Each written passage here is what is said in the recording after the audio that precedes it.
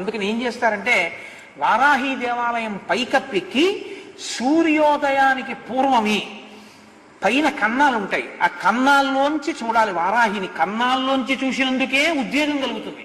అలా ఉంటుంది ఆవిడ స్వరూపం. లలితా సహస్రంలో చెప్తారే గండనాయకి, ఆవిడ సర్వసైన్యాధ్యక్షురాలు లలితాదేవికి. ఆ వారాహి ఇప్పటికీ కాశీలో తిరుగుతుంది. రాత్రి వేళ లోపలికి వెళ్ళిపోతుంది, తెల్లమారుతుండగా లోపలికి వెళుతుంది. లోపలికి వెళుతుండగానే చీకట్లోనే అర్చకులు అర్చన చేసేసి తలుపులేసి వెళ్ళిపోతారు. ఎవరైనా చూసేవాళ్ళు ఉంటే పైనుంచోసారి లోపలికి చూసి వెళ్ళిపోతారు అంతే.